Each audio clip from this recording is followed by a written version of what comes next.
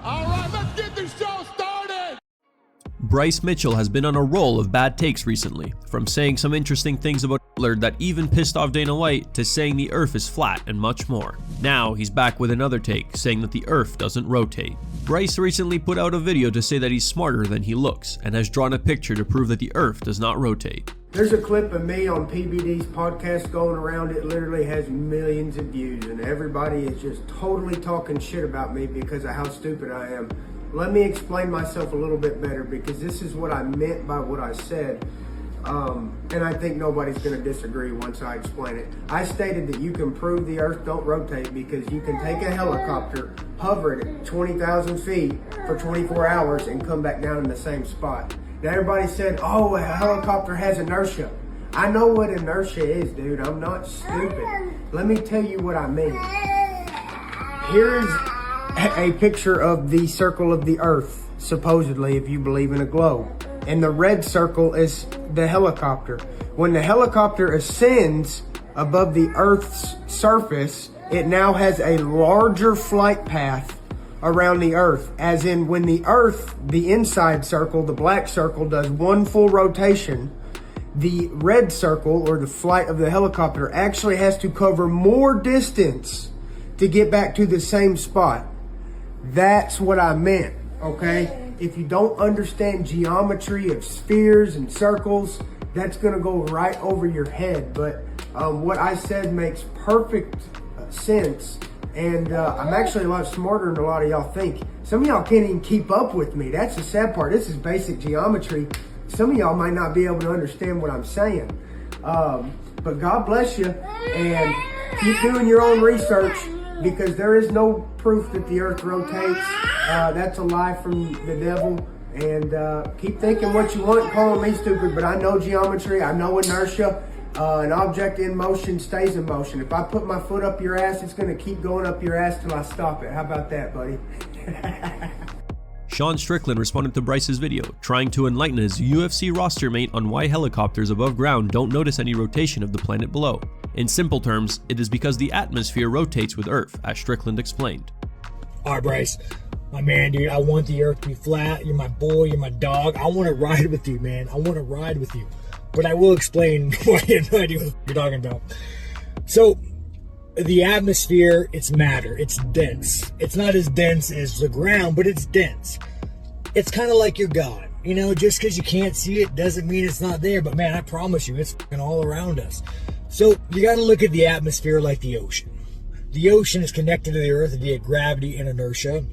So, whenever the earth is spinning, the atmosphere is spinning. So this is why planes and helicopters continue to spin with us. Now, theoretically, if you had a plane going in the opposite direction at a specific speed to cancel out the inertia and the atmosphere, then yes, a plane would 100% have to, adjust for the rotation of the earth.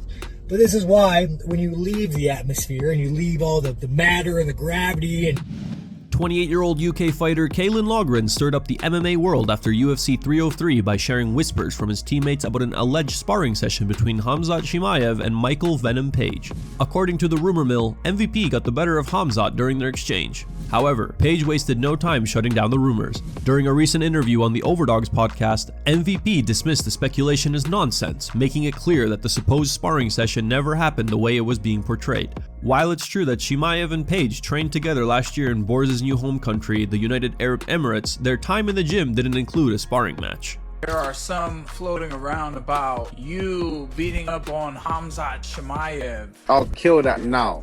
Hey, cut it off. I'll kill it now. That's nonsense. I didn't even get to spar him. He ended up sparring my boy Norbert Navenyi. Norbert gave him a little back and forth round. They had their like 10 sparring sessions. I think because we came as a team, he's from my team. And then I sparred a couple of the other guys. I was kind of having fun and showing my flair and stuff. Like I said, Chinese whispers, it got mixed. I had nothing to do with that. I got to see him in his element. He is such a beast, and I guarantee you he gets the title this year. Paige Van Zandt couldn't be prouder of Austin Vanderford after his short-notice UFC debut. Earlier this week, the former Bellator title contender agreed to face Nikolai Veretennikov at a catchweight of 175 pounds on very short notice at UFC Seattle on Saturday night. Vanderford scored an epic TKO win after raining down with ground and pound in round 2. Things got a bit ugly post-fight after Veretennikov pushed Vanderford, who didn't back down and responded by making a crude gesture before continuing his post-fight celebrations with a raucous crowd in the Emerald City. Speaking to media during UFC Seattle post-fight press conference, Vanderford reacted to his huge victory and stated that with the support of his team, he feels confident that he's ready to go on to the best run of his career, which could end with him facing Belal Muhammad. This is where I'd always want to be. The UFC was what I wanted to be at. But going to a different organization, fighting Gegard Mousasi for the middleweight world title, and Lord knows I'm not middleweight, but just going and getting that experience and the things I was going through in that time period of my life, and just more than anything built me for this opportunity right here and for just, the run that I'm about to make right now. And I wouldn't take any of that back for anything. And I've got a coach and a wife and a team who believes in me so much. You start, you have these doubts in your mind, and then you're hearing it every day. Look, you can go and do this. You can make it to the top. It's hard to doubt yourself from that. And so, I've got a lot of confidence from him and my wife and my team. And I think that the spot that I'm in right now is the one I was supposed to be in. And I'm excited to capitalize on all that and move forward. On paper, Song Yadong has a win over Henry Cejudo, but it certainly didn't happen the way he wanted. Following a strong start to the fight, Song delivered a nasty eye poke to the Olympic gold medal wrestler that left Cejudo struggling to see out of his left eye. Replays showed 2 fingers went directly into Cejudo's eyes, but referee Jason Herzog didn't assess any penalties, and the fight continued until the horn sounded to end the 3rd round. Between rounds, Cejudo told his coaches that his vision was completely compromised. The doctor came in to check on Cejudo, but it was clear that the fight was already over because he couldn't see out of one eye. In a strange twist, if Cejudo never restarted after the initial eye poke, the fight could have been stopped and potentially declared a no contest. But because Cejudo attempted to fight and the round came to a close, Herzog was able to end the contest and gather the scorecards for decision since 3 rounds were completed. The judges scored the fight 29-28, 29-28, and 30-27, with Song getting the win by technical decision. Following the controversial ending, many fans accused Cejudo of quitting. One fan wrote, "I personally think he could see just fine. He was waving at someone in the crowd. He absolutely quit if you ask me. Made sure everyone knew about it. Nice acting, buddy. You are in battle and you tell your troops, I can't fight, I'm injured. That's cowardice. And he wanted to fight Sugar?" Cejudo was gassed after 2 rounds and tried for a Hail Mary mercy win from the judges. 1 minute before, he said he was fine. So clearly yelling out that he couldn't see was intentional. If the last minute of the 3rd round went in his favor, I'm sure he wouldn't have acted like this. After the anticlimactic end to UFC Seattle, Cejudo and Yadong called for an immediate rematch for unfinished business between them. But UFC CEO Dana White felt differently about running it back, despite the fight being an exciting affair in the eyes of many fans and pundits. Here's what Dana said during the post-fight press conference. And obviously, Henry and Song seem like they want to have the rematch. Is that kind of what you're thinking, that they should run that one back? Or? Not at all. Not at all? Okay. Not even a little bit. Why is that? I just don't want to see it again. Okay. Do you? No, I thought it was a good fight leading up. You want to see it again? We should probably do it in a couple months. Following the fight, many questioned whether Song should have been penalized for the poke. Dana White promptly refuted any suggestions that the eye poke was deliberate. In fact, he mocked the journalist who brought up the issue. A significant eye poke like that, do you believe a point should have been taken? If you thought it was intentional. If you thought he intentionally poked him in the eye, do you believe it was intentional? Yes? Why would he poke him in the eye? He was doing pretty well. If he was getting his ass whooped and poked him in the eye, you could probably make the argument. But you're not sure it wasn't intentional. No, it didn't. What's your last name? Cejudo? Jimmy Cejudo over here thinks it was an intentional eye poke.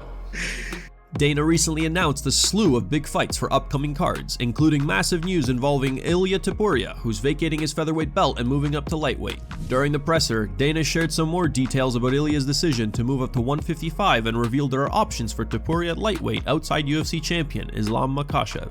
But is it safe to say that Ilia Islam is the fight that we're sort of working towards, or could he be fighting? There's still other possibilities, so there's a lot of shit going on right now. Yeah. Otherwise, I would have said.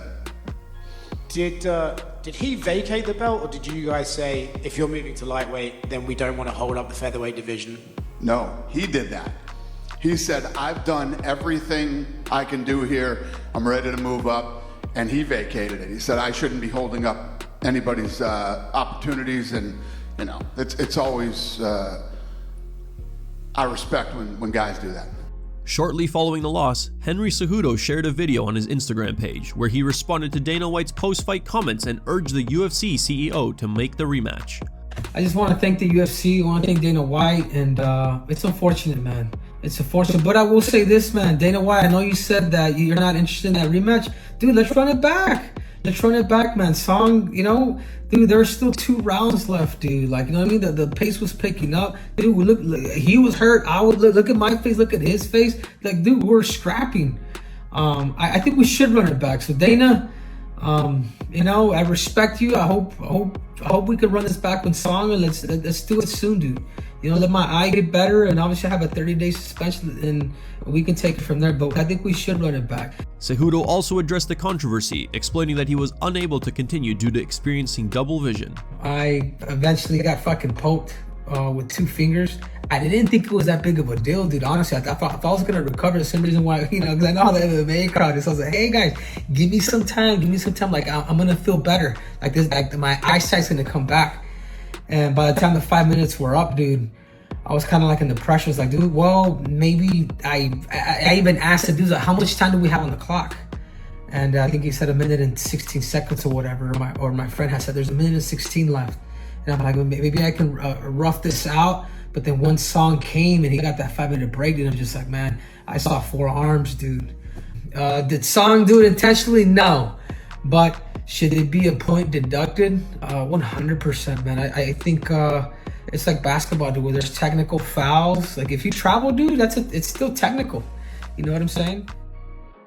Here are the top 3 memes found on the internet. Number 3 meme was posted by Spyro. Number 2 meme was posted by China's Air Quality.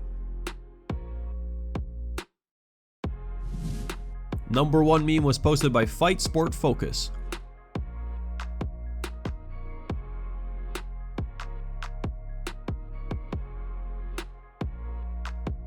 Thank you guys for watching. If you enjoyed the content, please give it a like and subscribe to the channel to stay updated with the latest MMA news.